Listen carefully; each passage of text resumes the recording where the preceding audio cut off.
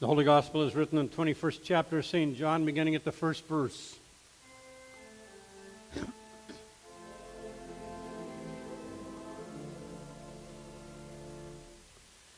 After he appeared to his followers in Jerusalem, Jesus showed himself again to the disciples by the Sea of Tiberias. And he showed himself in this way. Gathered together were Simon Peter, Thomas called the Twain, Nathanael of Cana, and in Galilee the sons of Zebedee, and the two others of his disciples. Simon Peter said to them, "I am going fishing." They said to him, "Well, we will go with you." Then they went out and got into a boat, but that night they caught nothing. Just after daybreak, Jesus stood beside the beach, but the disciples did not know that it was Jesus. Jesus said to them, "Children, you have no fish, have you?" They answered him, "No." And he said to them, "Cast the net to the right side of the boat, and you will find some."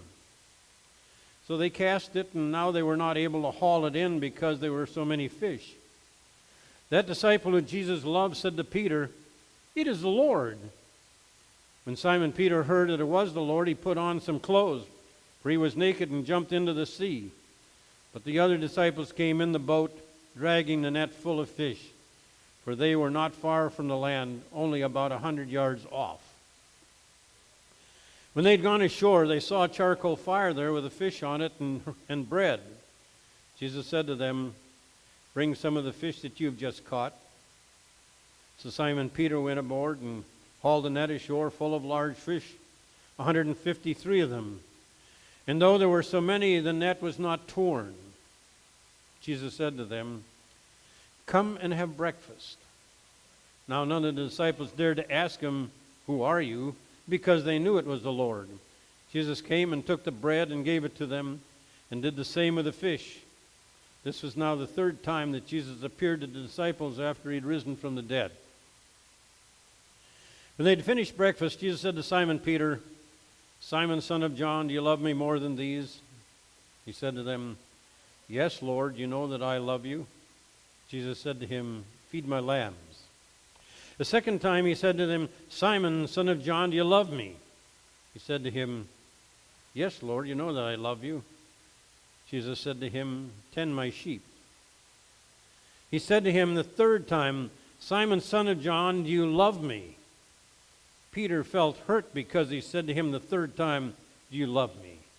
And he said to him, "Lord, you know everything. You know that I love you." Jesus said to him, "Feed my sheep." Very truly, I tell you, when you were younger, you used to fasten your own belt and go wherever you wished. But when you grow old, you will stretch out your hands, and someone else will fasten a belt around you and take you where you do not want to go. He said this to indicate the kind of death by which he would glorify God. After this, he said to him, "Follow me." Here ends the gospel for the day.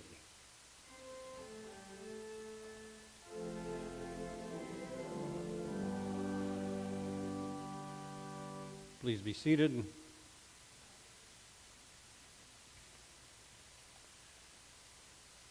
For those of you who are film buffs, and probably most of you aren't, you probably know that a new record was set this last weekend.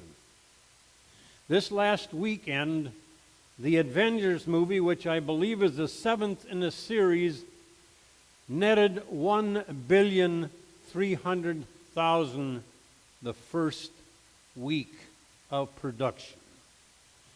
The greatest sale ever.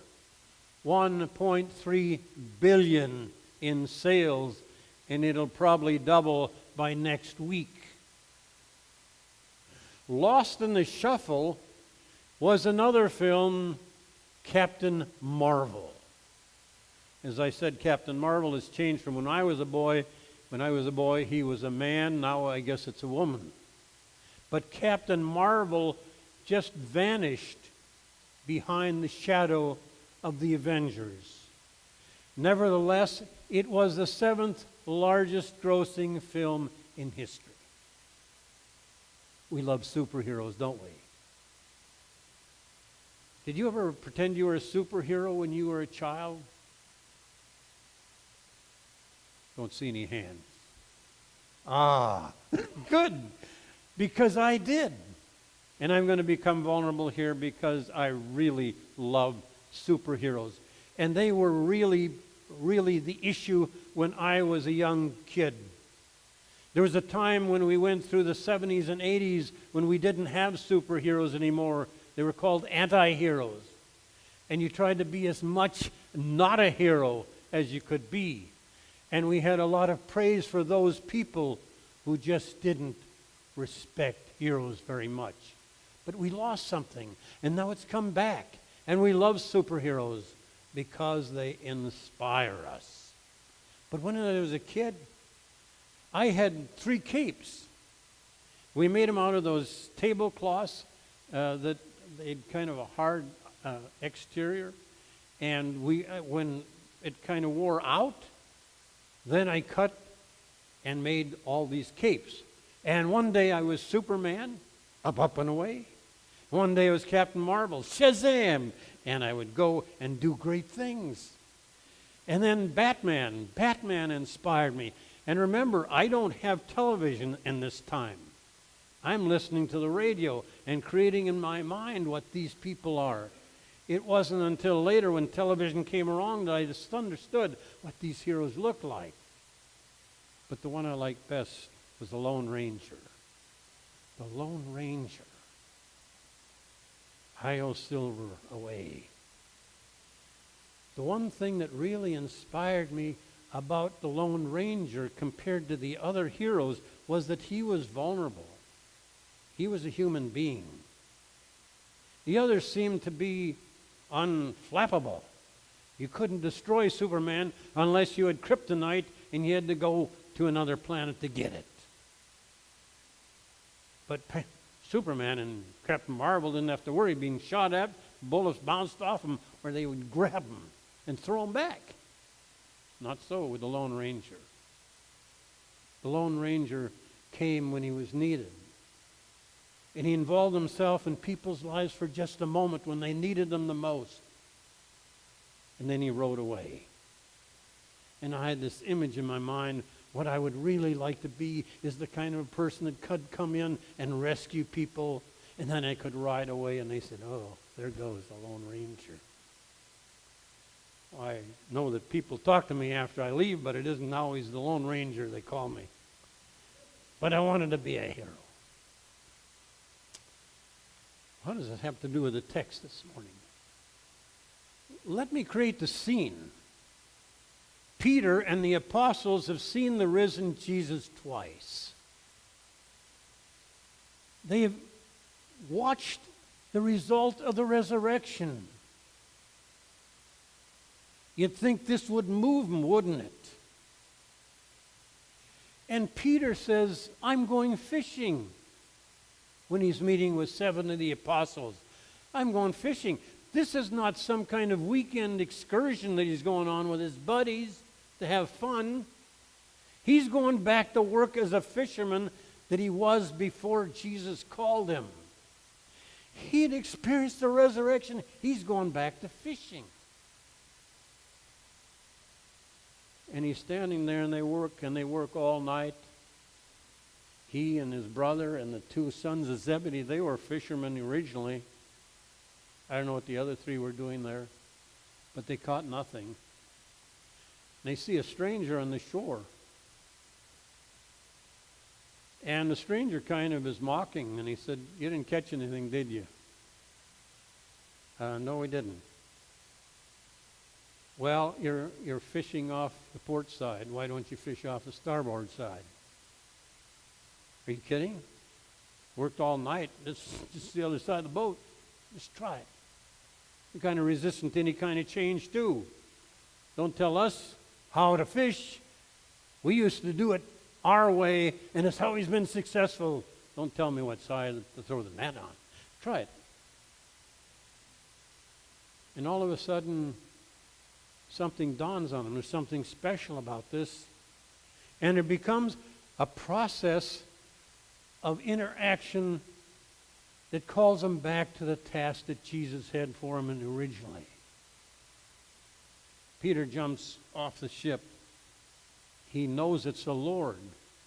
Not because of the resurrection, because now he caught fish. Sometimes just a little encouragement, some word can change a process, make a difference. So Jesus is the ultimate superhero. He's the one that shows us how to live with courage and how to be concerned about other human beings. And so he tells them, well, at least he tells Peter what it takes to become a superhero. He says, Simon Peter, do you love me? And he said, you know I love you. He said, well, feed my sheep. You love me? Yes, I do. Feed my lambs. He asks him a third time, and Peter gets mad.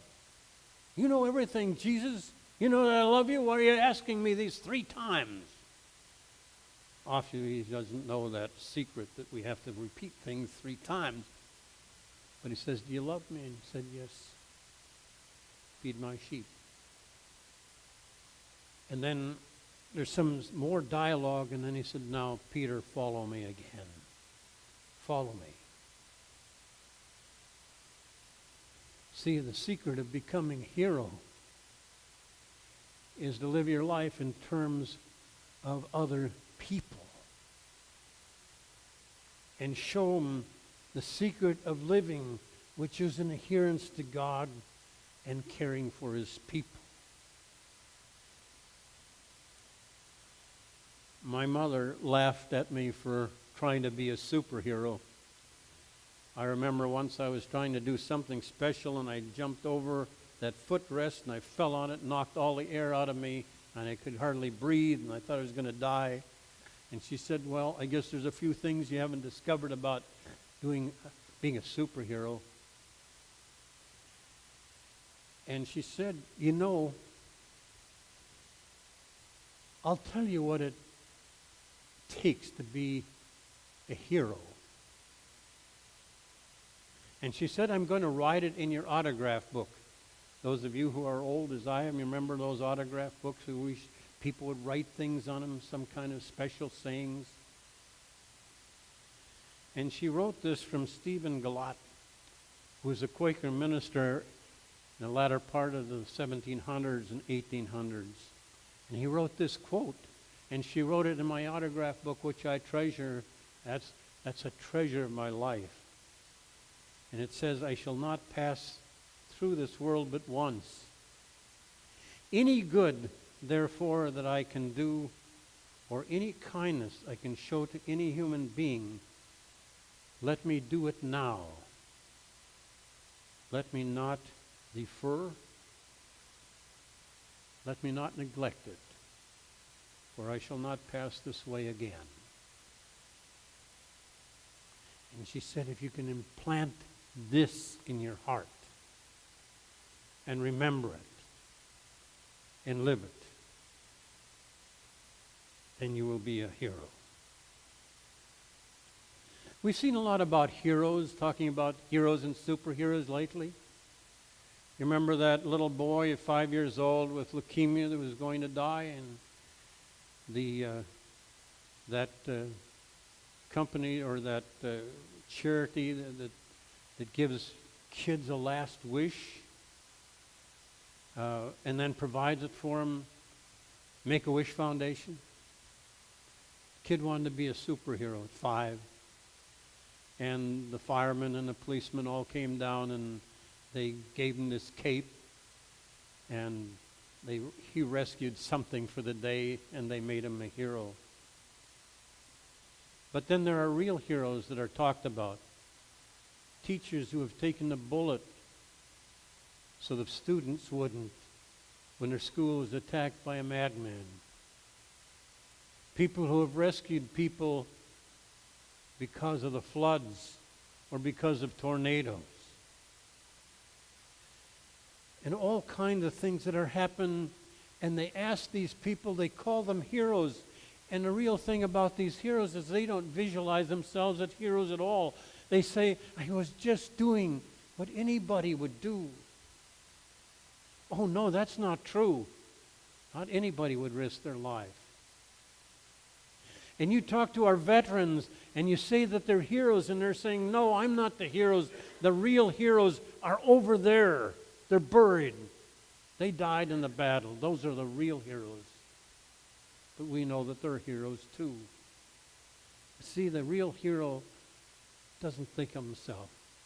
He is just doing what naturally comes to him as a product of God's grace and God's creation.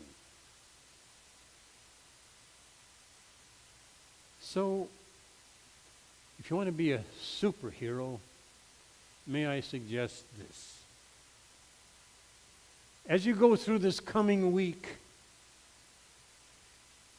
when you look at somebody, say this: how can I make that person's existence just a little better,